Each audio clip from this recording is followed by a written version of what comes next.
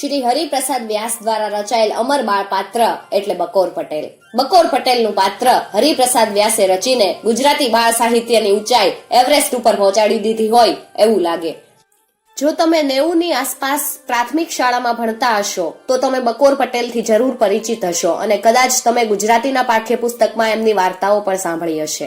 આવી જ એક બકોર પટેલની વાત આજે આપણે સાંભળવાના છીએ અને વાતનું નામ છે જાદુઈ વટાણો. બકોર પટેલે દાદરમાં એક બંગલો રાખેલો. ત્યાંથી તે મુંબઈ આવજા કરે. એમની ઓફિસ કોટ વિસ્તારમાં હતી. પટેલ 10-10:30 વાગ્યે જમીને ઓફિસે જાય. જે દિવસની આ વાત છે એ દિવસે સવારમાં બકોર પટેલ દૂધ પીતા બેઠા હતા. એવામાં શકરી પટલાણી ટપાલના કાગળો લઈને આવ્યા. લ્યો, આ 2 કાગળો આવ્યા છે. એમણે ટેબલ ઉપર કાગળ મૂકતા કહ્યું. બકોર પટેલે જોયું તો કાગળો ફોડેલા હતા. તેઓ ચીડાયા. તને કેટલી વાર મેં ના પાડી, એમ છતાં તું મારા કાગળ કેમ ફોડે છે? આમ કેતા એમણે કાગળ વાંચવા માંડ્યા. એક કાગળ કઈ ખાસ કામનો નહોતો. બીજો કાગળ કઈક આવી રીતનો હતો. ઝાંઝીબાર, આફ્રિકા. વહાલા મિત્ર બકોર, ઘણા વખતે તને પત્ર લખું છું. હું અહીંયા તેલના કુવાની શોધમાં આવેલો, પણ કાંઈ પત્તો ખાધો નહીં અને હાલમાં તો તાવમાં પટકાયો છું. હું જીવી શકીશ કે નહીં એ પણ કહેવાય નહીં. મેં તારી પાસેથી 5,000 રૂપિયા ઉછીના લીધેલા, તે તને મોકલી શક્યો નથી તો માફ કરજે. એને બદલે આ એક જાદુઈ વટાણો મોકલું છું. એ વટાણો જે ખાય એનામાં ભવિષ્યના બનાવો જોવાની અને જાણવાની શક્તિ આવે છે. એક બાવાજીએ મને આવા 3 વટાણા આપેલા. 2 વટાણા મારા મિત્રો લઈ ગયા છે અને 1 હું તને મોકલું છું. એનાથી તને ફાયદો થાય તો કોઈ દિવસ મને યાદ કરજે. લિખિતન, તારો મિત્ર ઝવેરભાઈ જીરાફ. બકોર પટેલે પરબડિયું તપાસ્યું તો અંદરથી વટાણાનો એક દાણો નીકળ્યો. એ જોઈ શકરી પટલાણી તરત બોલી ઉઠ્યા. એ ખાશો નહીં, મહેરબાની કરીને ફેંકી દો, મને તો ઝેરી લાગે. સારું, પટેલ બોલ્યા, નહીં ખાવ, રસ્તામાં ફેંકી દઈશ. આમ કહી પટેલે વટાણો ખિસ્સામાં મૂક્યો. ઓફિસનો સમય થતા એમણે જમી લીધું ને પછી ઓફિસે જવા નીકળી પડ્યા. સ્ટેશને જઈ એમણે મુંબઈ જતી ગાડી પકડી. ગાડીમાં બેસતા જ એમને પેલો વટાણો યાદ આવ્યો. તે ફેંકી દેતા એમનો જીવ ચાલ્યો નહીં. તેની અજમાઈશ તો કરવી જ પડે ને, એમ વિચાર કરી એ તો ઝટ દઈ અને વટાણો ગળી ગયા. વટાણો પેટમાં જતા જ પોતાનામાં કંઈક નવી શક્તિ આવી હોય એવું એમને લાગેલું. ઓતારીની, વટાણો તો ખરેખર જાદુઈ હોય એમ લાગે છે. લાવને અજમાવી જોઉં. એમ વિચારીને એમણે ખિસ્સામાંથી એક સિક્કો લઈ અને મુઠ્ઠી વાળી અને પછી સવળી બાજુ હશે કે અવળી એમ મનમાં પૂછ્યું. એમણે સવળી બાજુ ધારી અને મુઠ્ઠી ખોલી તો એમ જ હતું.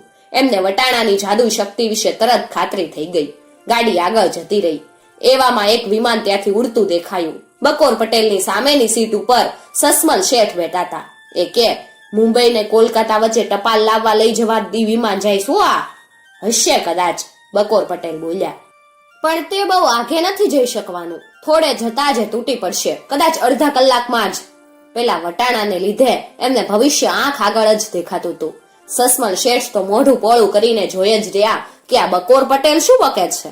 એમનું ભેજું તો નથી ખસી ગયું ને? તે દિવસે મુંબઈમાં મેચ હતી. એક બાજુ છોકરાઓ ને બીજી બાજુ છોકરીઓ. હામાં ક્રિકેટ રમવાના હતા. ડબ્બામાં બધા જ એમ કે છોકરાઓ જીતશે, છોકરીઓ તો હું ક્રિકેટ રમવાની. એમના ફટકા દૂર થાય જ નહીં અને જાય નહીં એમના ફટકા દૂર. તેમને રન મળે જ નહીં. પણ પટેલે સાંભળીને મનમાં જ હસ્યા કરે. છોકરીઓ જ જીતશે એવું એમને સ્પષ્ટ લાગતું હતું. આ બિચારા શું જાણે, છેવટે ખબર એમને પડશે. સ્ટેશન આવતા જ બકોર પટેલ ટ્રેનમાંથી ઉતરી અને ટેક્સીમાં બેઠા ને પોતાની ઓફિસે આવ્યા. એ દિવસે કામકાજમાં એમનું મન જરાય લાગ્યું નહીં. પોતાની ઓફિસે બેઠા બેઠા તેઓ વિચાર કરવા લાગ્યા. એકાએક એમને થયું કે ઘાસનો ભાવ એકદમ વધી જવો જોઈએ, કેમ કે અમેરિકાની ઘાસની ગંજીઓ આગથી બળી જવાની છે. આપણે ઘાસનો વેપાર કરીએ તો ખૂબ નફો થાય. એમને 500 ક્વિન્ટલ ઘાસ ખરીદવાનો ઘાસના દલાલને ઓર્ડર આપ્યો. બપોર થતા તેમણે ઓફિસના બધા માણસો માટે આઈસ્ક્રીમ મંગાવ્યો. કારકુનો, નોકરો બધા જ વિચાર કર્યા કરે કે આજે શેઠને થયું હું, કામકાજ કેમ નથી કરતા, બધાને માટે આઈસ્ક્રીમ મંગાવવાનું શું કારણ હશે? છેવટે સાંજ પડી. નિયમ પ્રમાણે બકોર પટેલ ઘરે જવા ઉપડ્યા. આજે એમનું મન ખૂબ આનંદમાં. પોતાને ઉતરવાનું સ્ટેશન આવતા જ તેમણે સાંજનું છાપું વેચાતું જોયું. તરત તેમણે ખરીદી લીધું અને સ્ટેશનની બહાર નીકળ્યા. મેચનું પરિણામ શું આવ્યું? પેલું વિમાન તૂટી પડ્યું કે નહીં? એ બધા ખબર એમને જોવાની તાલાવેલી લાગેલી. તેઓ છાપું ઉઘાડીને જેવા જોવા જાય ત્યાં તો પાછળથી કોઈએ એમના ખભા ઉપર હાથ મૂક્યો. ઓહો, ગાડરખા ઘીવાળા, કેમ છો? ઘીના ભાવ શું હાલે? બકોરભાઈએ ગાડરખાના ખબર અંતર પૂછવા માંડ્યા. ગાડરખાનો બંગલો તેમની જોડે જ હતો. વાત કરતા કરતા બંને જણા ઘર સુધી પહોંચી ગયા એટલે બકોર પટેલને છાપું જોવાની જરાય ફુરસદ મળી નહીં. ઘરમાં જતા જ શકરી પટલાણીએ એમના ખબર અંતર પૂછવા માંડ્યા. અરે, આજની તો વાત જ ન કરીશ, બકોર પટેલ બોલ્યા. પેલો જાદુઈ વટાણો ફેંકી દેવાને બદલે હું ગરી ગયો તો, પણ એનાથી બહુ ફાયદો થયો. કોણ જાણે, મને બધી જ દ્રષ્ટિ મળી ગઈ. બધું જ હું અગાઉથી કહી શકું. આમ કહી પટેલે તમામ વાત કહી સંભળાવી. પછી એમણે છાપું ખોલીને પોતાની વાત સાચી હોવાની ખાતરી કરાવવા માંડી. પણ છાપું વાંચતા જ એમનું મોઢું પોળું થઈ ગયું. ઓ તારીને, આમ કેમ? પેલું વિમાન તો તૂટી પડ્યાની ખબર જ નહીં અને છોકરીઓને બદલે છોકરાઓની ટુકડી જીતી. આ હું? પણ હા, ઘાસના ભાવ વધ્યા હતા. શકરી પટલાણી તો સાંભળીને ધીમું ધીમું હૈસા કરે. પછી બોલ્યા, કેમ? તમારી જાદુઈ શક્તિ ક્યાં ગઈ? બકોર પટેલ ખંજવાળવા લાગ્યા. શકરી પટલાણી બોલ્યા, આ ઘાસનો ધંધો કર્યો એમાં ફાયદો થયો ઈ તો ઠીક, બાકી બીજું કઈ ડાપણ દોડતા નહીં. ઈ વટાણા કઈ જાદુ બાદુ વાળા નહોતા અને ઈ વટાણામાં કઈ જાદુ બાદુય નહોતું. ઘાસના ભાવ વધ્યા હતા પરંતુ અમેરિકામાં આગ તો નહોતી લાગી. એમ કેમ કે છે? બકોર પટેલ ખખડાવીને બોલ્યા. ત્યારે ઝવેર જીરાફ લખે ઈ ખોટું?